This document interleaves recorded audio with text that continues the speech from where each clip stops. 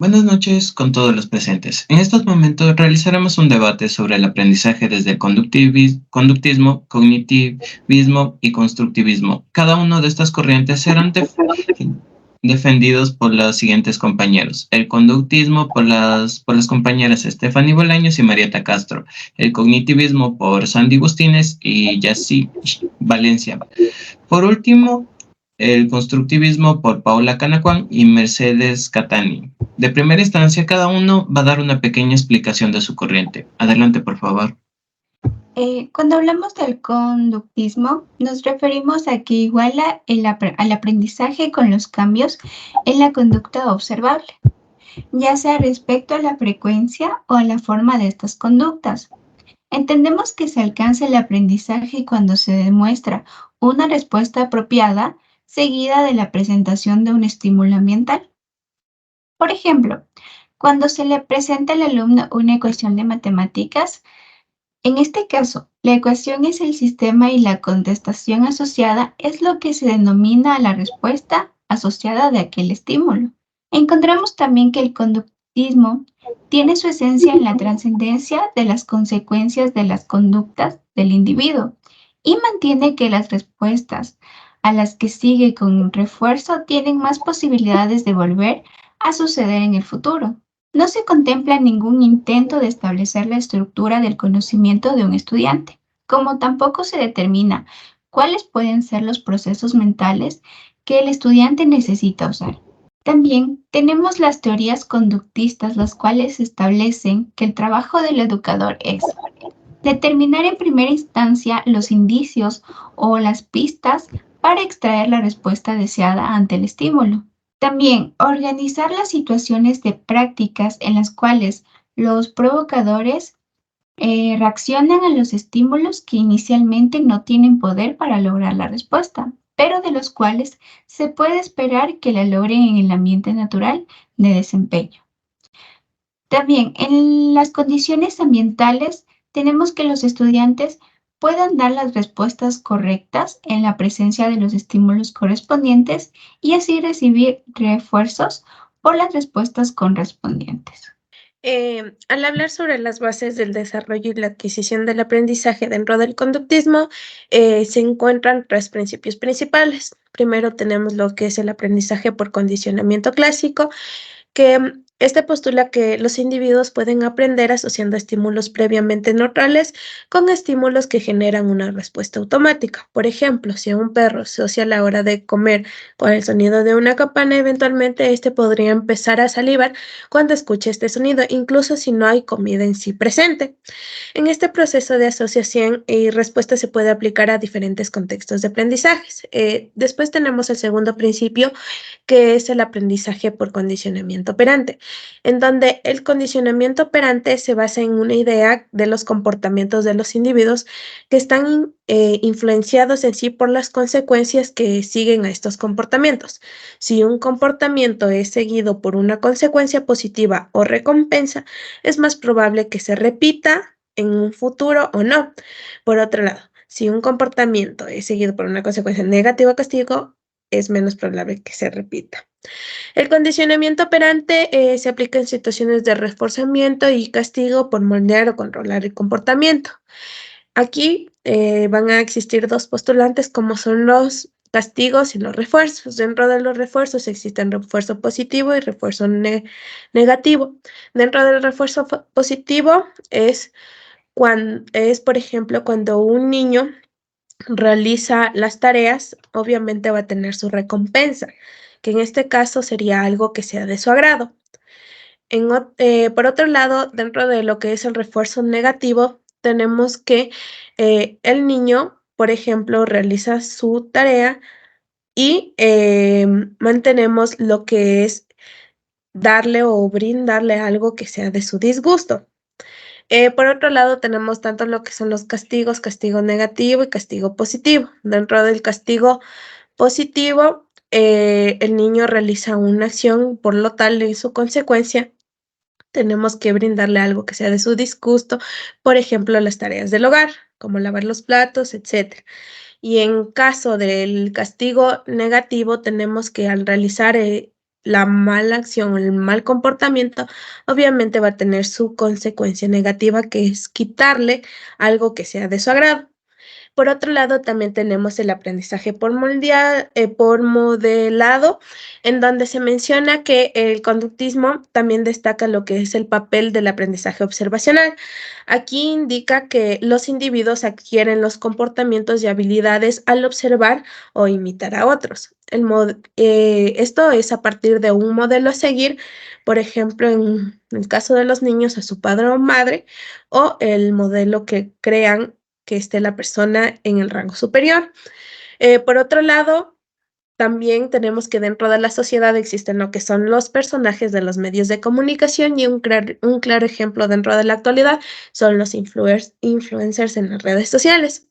El aprendizaje por modelado implica tanto lo que es la observación de los comportamientos, la retención de la información y la reproducción del comportamiento observado en situaciones posteriores. Estos principios van a subrayar tanto la importancia de los estímulos como las consecuencias del aprendizaje y el desarrollo de los individuos, llevándole así que van a enfatizar la idea de que el comportamiento va a ser tanto modificable como moldeable a través de la manipulación de los estímulos y de las consecuencias asociadas.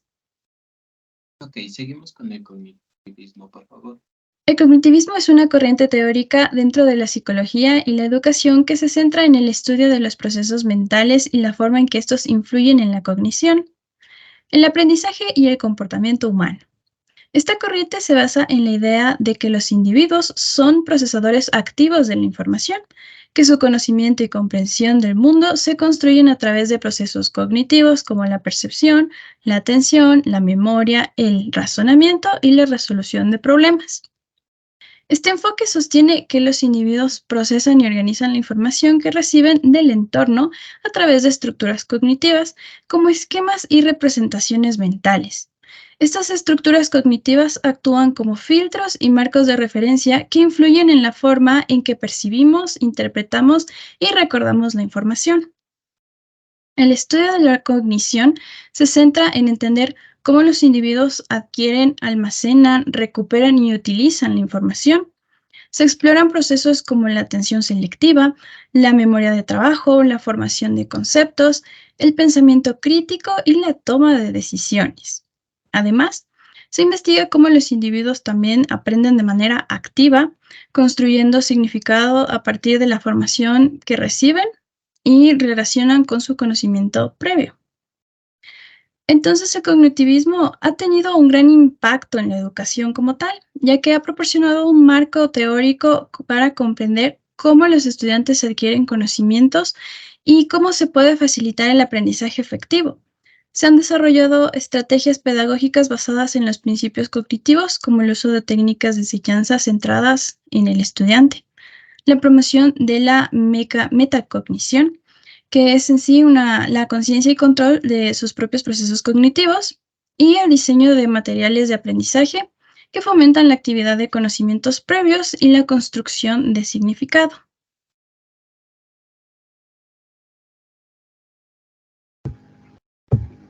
El cognitivismo como aprendizaje. El cognitivismo como teoría de aprendizaje asume que la mente es un agente activo en el proceso de aprendizaje, construyendo y adaptando los esquemas mentales. La teoría cognitiva establece un proceso diferente de diferentes etapas para construir el conocimiento. Este mismo se aplica desde las edades más tempranas, donde se aprenden las funciones motoras, hasta las personas adultas, con conceptos más complejos como la resolución de un problema matemático. El cognitivismo como tal está compuesto de fases, que son las siguientes. La asimilación.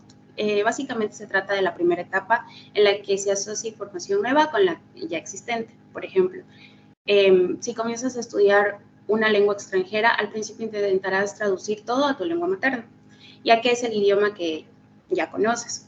Luego está el desequilibrio. En esta fase, lo que sucede es que cuando un nuevo factor externo no está incluido en tu esquema de reconocimiento, aparece en el proceso de aprendizaje y se produce un desequilibrio. Retomando con el ejemplo anterior, imagina que leer un texto de inglés no entiendes una construcción y tampoco encuentras su equivalente a tu lengua materna. lo más probable es que te sientas confundido y no sepas cómo interpretarla. La acomodación. En la acomodación, los esquemas previos sufren una variación provocada por los factores externos para lograr el equilibrio adaptativo, es decir, te das cuenta de que esta construcción que no te es familiar no se puede traducir, por lo que intentas comprender su significado y su uso para aprenderla. Y la última es el equilibrio, que una vez haya finalizado el proceso de acomodación, se comprende el conocimiento adquirido y es posible diferenciar aquello que ya conocías de lo que ha sido nuevo para ti. Por último, revisaremos lo que es el constructivismo. Por favor. Bueno, yo les hablaré sobre el enfoque constructivismo. Este enfoque consiste en que el individuo es una construcción propia que se va produciendo como resultado de la interacción de su disposición interna y su medio ambiente.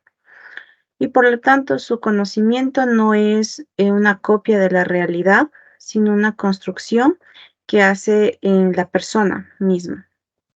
Esta construcción resulta de la representación inicial de la información y de la actividad externa o interna que se desarrolla al respecto.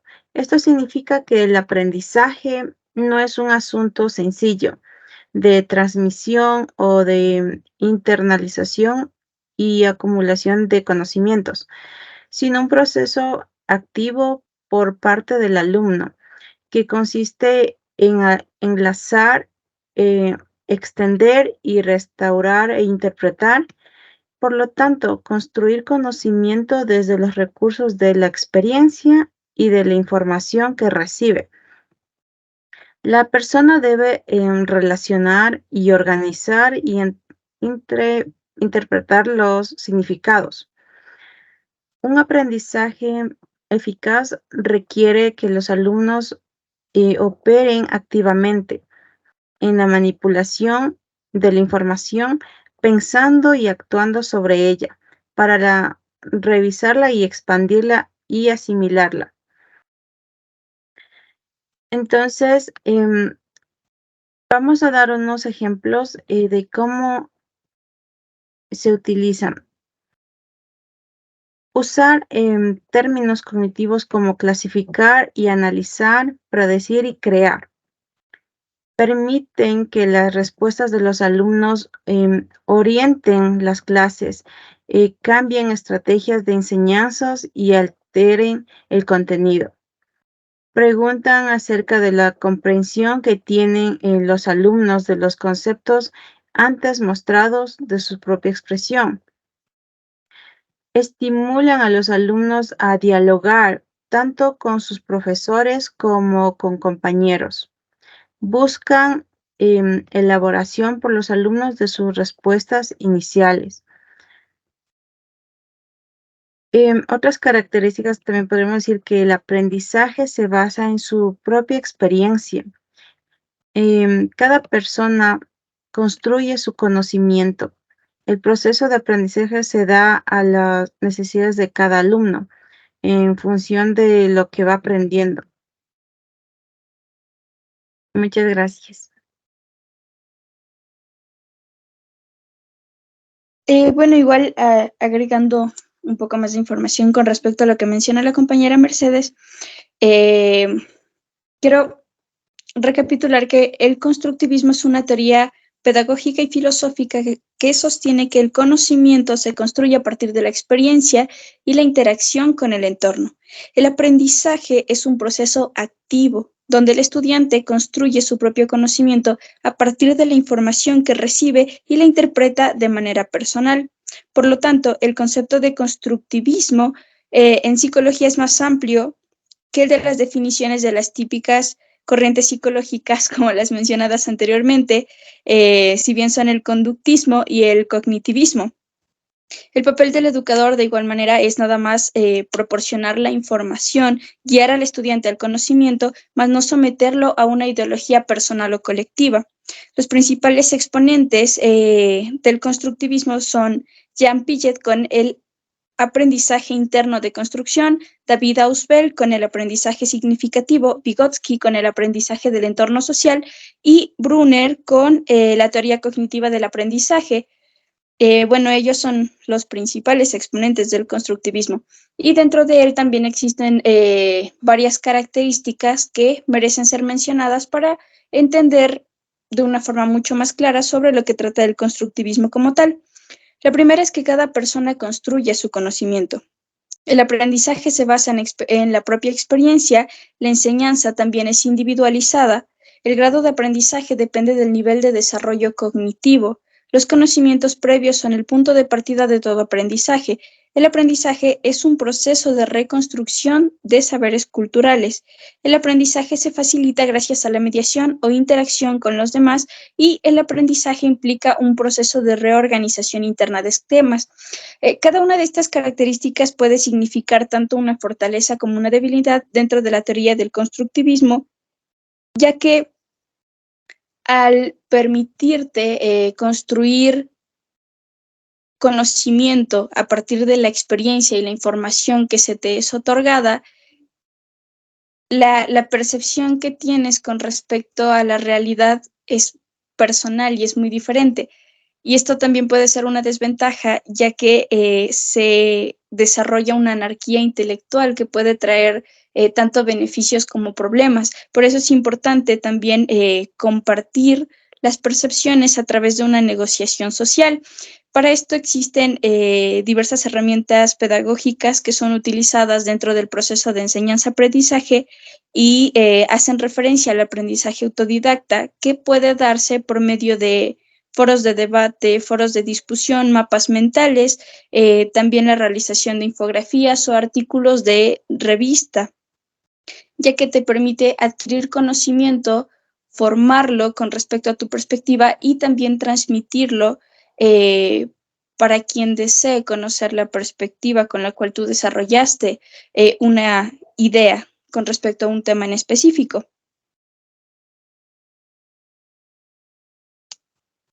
Ok, agradezco por su participación. Gracias por esta pequeña, este breve repaso. Por consiguiente, vamos a realizar una pequeña ronda de preguntas que ondearás todos estos temas. Así que empezaremos por el conductismo. A ver, ¿cuáles son las características del conductismo? ¿Me puedes decir una de las dos, por favor?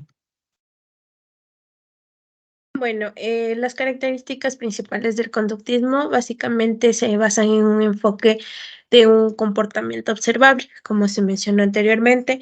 El conductismo se centra en el estudio de los comportamientos que se pueden observar o medir de manera objetiva, además de que se presta menos atención a los procesos mentales internos y se enfoca en cómo los estímulos del entorno influencian las respuestas y comportamientos de los individuos. Además, el conductismo tiene su énfasis en el condicionamiento, en donde el conductismo va destacando el papel del condicionamiento en el aprendizaje y el desarrollo del comportamiento. Aquí tenemos dos tipos de condicionamiento. Tenemos el condicionamiento clásico, que esta es la asociación por estímulos, y el condicionamiento operante, donde tenemos una asociación de los comportamientos con sus consecuencias. A través de lo que son tanto los refuerzos como los castigos. Después tenemos lo que es el rechazo a la introspección, donde tenemos que el conductismo rechaza el uso de la introspección como método de investigación. Tenemos el énfasis en el entorno de las experiencias, donde los conductistas creen que el comportamiento va a ser el resultado de la interacción entre tanto los estímulos del entorno como las experiencias pasadas. Además, que consideran que el entorno y las consecuencias de los comportamientos son factores que van determinando en sí el desarrollo y la modificación del comportamiento. Y por último, tenemos lo que es la utilización de técnicas, las cuales van a ayudar a modificar lo que es el comportamiento. Al pasar de los años, se han desarrollado diferentes técnicas de modificación de comportamiento, como el reforzamiento, el castigo, influir en la adquisición o modificación de los comportamientos. Estas técnicas básicamente se van basando en la manipulación de estímulos y consecuencias para así fomentar lo que son los comportamientos deseables y reducir lo que son los comportamientos no deseables. Entonces podemos decir así que el conductismo básicamente se va caracterizando por su enfoque, en el que en el comportamiento es observable, tiene un énfasis de condicionamiento, su enfoque también se basa en el entorno, en las experiencias, en la utilización de técnicas para moldear lo que es el comportamiento y estas características van influenciando en sí en el desarrollo de la psicología y van teniendo un impacto muy significativo en la comprensión y aplicación de los principios conductistas. Sí, muchas gracias. Otra pregunta. ¿Cuáles son los modelos más importantes del conductismo y por qué? Ya, existen 4 modelos sumamente importantes dentro del conductismo. El primero, como se mencionó anteriormente, es el condicionamiento clásico de Ivan Pavlov, el cual desarrolló un modelo de condicionamiento clásico, también conocido como el condicionamiento pavloviano. Este modelo se basa en el principio de asociación entre un estímulo neutral y un estímulo que va a provocar una respuesta automática. Después tenemos lo que es el condicionamiento operante, el cual fue creado por Skinner, el cual es uno de los principales exponentes del conductismo. En este modelo nos vamos enfatizando en el papel de las consecuencias en la adquisición y mantenimiento del comportamiento. Los comportamientos se van moldeando a través de lo que son tanto refuerzos como castigos. El tercero está la teoría del aprendizaje social de Bandura, el cual expuso que el enfoque conductista se va a incorporar a través de aspectos cognitivos y sociales, en donde menciona que el aprendizaje se produce a través de la observación y la imitación de modelos de comportamiento. Esta observación o esta imitación se puede dar a través de los modelos superiores que tiene entendido el niño en ese entonces. Un claro ejemplo son sus padres. Y por último tenemos lo que es la teoría de condicionamiento clásico, pero de Watson, en donde él menciona que aquí va a ser una asociación entre estímulos y respuestas, en donde Watson argumentaba que todos estos comportamientos eran un resultado de la influencia de su entorno y que los seres humanos podían ser condicionados para responder de ciertas maneras específicas, según lo que indique el estímulo. Y estos son pues cada uno de los 4 modelos muy importantes que han contribuido tanto a la comprensión y a la aplicación de los principios conductistas en el estudio del comportamiento humano. Muchas gracias. Marieta, ¿me puedes decir por qué razón el conductismo rechaza el uso de la introspección?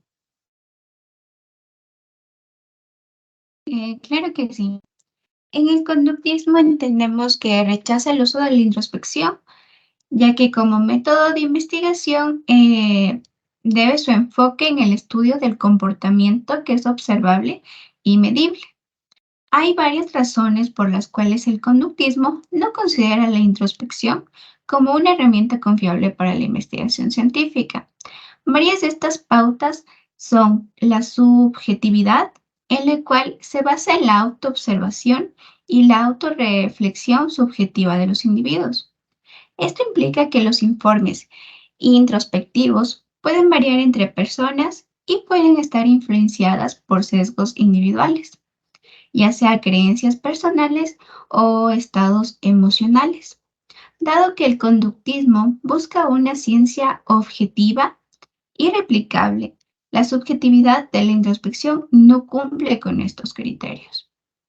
También está la falta de verificabilidad, ya que no permite una verificación objetiva de los procesos mentales y las experiencias internas que conlleva. Estos estados mentales y las vivencias introspectivas son muy difíciles de medir y por tanto se evalúa de manera precisa y confiable. Por esto dificulta la validación certificada de los informes y su utilización como base en el desarrollo para estas teorías. También está el enfoque en el comportamiento observable, ya que por medio del conductismo se centra en el estudio de los comportamientos observables y medibles, considerando que el comportamiento es la única variable relevante para el estudio científico, dado que la introspección se enfoca en los procesos mentales internos y subjetivos y se considera relevante en el enfoque conductista. Ok, muchas gracias. Tengo ahora un par de preguntas para las compañeras del cognitivismo. ¿Me pueden decir cuál es la razón por la que el cognitivismo frenó al conductismo? Bueno, prácticamente el cognitismo no frenó como tal el conductismo, sino que representó un cambio de enfoque en el estudio del aprendizaje. A medida que la psicología y la comprensión de la mente humana avanzaba, surgieron críticas al conductismo. Estas se centraban principalmente en el comportamiento observable y descuidaba los procesos mentales internos. El cognitivismo ganó popularidad al destacar la importancia de los procesos mentales, como la percepción, memoria, pensamiento y resolución de problemas en el aprendizaje y la comprensión humana. Esta perspectiva permitió explorar el funcionamiento interno de la mente y cómo influye en la adquisición de conocimientos y la resolución de tareas complejas. Educadores y psicólogos dejaron al margen el método conductista, empleando un método más complejo, concibiendo que el hombre tiene capacidades de pensar, expresar emociones, tomar decisiones y de manifestar sus ideas. Estas ideas, pues, totalmente valiosas para el proceso del aprendizaje. Entonces, según nuestro enfoque cognitivista, el proceso de aprendizaje y efectividad requieren observar la conducta, también la capacidad de aprender y procesar los asuntos psicológicos, como recuerdos, conceptos, entre otros, en respuesta a la experiencia y la práctica. Muchas gracias.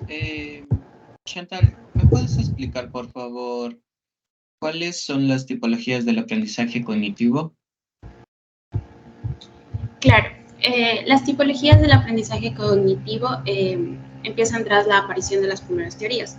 Han surgido nuevos estudios que han permitido desarrollar varias tipologías del aprendizaje cognitivo, las cuales son el aprendizaje explícito e implícito. El aprendizaje explícito se caracteriza por la intención de aprender una nueva habilidad o un proceso de manera consciente. Por tanto, precisa de un esfuerzo de atención constante para llegar a ese aprendizaje. Por ejemplo, es lo que sucede cuando quieres aprender más sobre alguna materia de tu sector y decides leer un libro o un artículo sobre ello. En cambio, el aprendizaje explícito rompe las reglas del método anterior, dado que uno adquiere el conocimiento sin ser consciente de ello. En este sentido, seguro alguna vez han leído un libro o escuchado un podcast o llevado a cabo alguna tarea que sin quererlo ha contribuido a que adquieras nuevas capacidades, por el mero hecho de ejecutar funciones de manera automática. Luego está el aprendizaje significativo. De acuerdo con esta perspectiva, existe una relación entre la nueva información adquirida y los pensamientos previos de cada persona. Y a partir de esta forma se forma una conexión que finalizará en un nuevo aprendizaje. El aprendizaje que le sigue es el que es por descubrimiento. En esta teoría desarrollada por el psicólogo y pedagogo estadounidense Jeremy Brown en los años 60, estudia la influencia del entorno sobre el aprendizaje, es decir, cómo descubrimos las cosas por nosotros mismos al seleccionar y organizar los estímulos del ambiente. Luego está el aprendizaje experimental, que como su propio nombre lo indica, este aprendizaje básicamente se basa en las experiencias vividas en distintos ámbitos. Estas vivencias permiten descubrir la falla y qué funciona de manera que aprendemos las lecciones según lo acontecido. Sin embargo, es importante que estos acontecimientos siempre estén bien estructurados y desarrollados bajo los objetivos marcados. Le sigue el aprendizaje cooperativo y colaborativo. Dentro del aprendizaje cognitivo podemos encontrar dos métodos que promueven el aprendizaje grupal, el aprendizaje cooperativo y el colaborativo. Por un lado, el aprendizaje cooperativo está cada vez más presente en el entorno laboral, ya que es un método que fomenta el aprendizaje a través del trabajo, la colaboración y la socialización con los miembros de un grupo. En este modelo, todos los componentes del grupo son vistos de manera igual y el profesor tiene un papel activo, ya que ejerce de guía en todo el proceso. Por otro lado, si bien el aprendizaje colaborativo es bastante similar, presenta una diferencia. Por ejemplo, en este modelo se buscan los puntos fuertes de cada miembro del equipo y solo se acude al profesor en caso de enfrentarse en alguna dificultad. Y por último, tenemos el aprendizaje por observación. Este es uno de los componentes esenciales de la teoría cognitiva social. Esta teoría parte de una situación que se da al menos entre dos personas. Uno de los sujetos se convierte en el modelo referente, mientras que el otro se dedica a observar y a aprender de su comportamiento. Gracias. Ok, muchas gracias. Ahora, por última parte, ¿alguna compañera del constructivismo me puede explicar qué es el aprendizaje por acción? Claro, ya te explico. El Adelante. aprendizaje por acción es, quiero decir, es un aprendizaje integral, autoplanificado y autoorganizado. Esto va orientado hacia un cierto objetivo que no implica solo la mente, sino a todo el ser humano. En los procesos de aprendizaje por acción juega un papel importante actuar en forma práctica en relación complejas. A menudo el proceso y la búsqueda de la solución correcta son más importantes que el resultado mismo. En este contexto, las etapas de reflexión, de planificación y de ejecución y análisis y evaluación son pasos fundamentales que son tematizados y analizados en el proceso del aprendizaje por acción. Entonces, reflexionado y va hacia el alumno un aprendizaje elaborado donde hay soluciones a problemas que se manifiestan en su contexto. Sea esto de índole técnica o formativa o social, se ejercita y se aprende interactuando con los objetos de aprendizaje, solucionando problemas identificados o transformándolos y reconstruyéndolos con autonomía. Y así pues la producción definitiva se trata de que los alumnos comprendan y experimenten la realidad en sus más diversas dimensiones, sean de naturaleza tecnológica o económica, social o científica. Muchas gracias. Paula, ¿me puedes decir cuáles son los beneficios de este modelo en el aprendizaje educativo, por favor? Claro, quiero iniciar mencionando que Piaget dice que el conocimiento no puede ser una copia, ya que siempre es una relación entre el sujeto y el objeto. El conocimiento no es una copia de la realidad, sino una construcción de cada persona o que cada persona elabora a partir de la información que ya posee y de cómo ésta interacciona con su entorno. El permitir a un estudiante aprender desde la curiosidad, de una forma mucho más autónoma, nos ayuda a evitar a cometer el error que ya se ha venido dando por mucho tiempo, ¿no? De matar la creatividad en el proceso de aprendizaje. Al contrario de lo que se menciona, que podemos dejar explorar desde la información que adquieres y las preguntas que surgen, porque alimentando la curiosidad crecen las ganas de aprender, conocer y experimentar. Bien dicen que los científicos y los filósofos son adultos que mantienen su niño curioso, vivo y presente, porque esto les permite dejar fluir su creatividad y materializar el conocimiento. Por ejemplo, mantener a 40 niños sentados todo el día solo absorbiendo información y el profesor habla y habla y habla y el niño simplemente la absorbe, mas no la procesa, no es un buen manejo del conocimiento como tal o no es un una buena metodología de enseñanza-aprendizaje.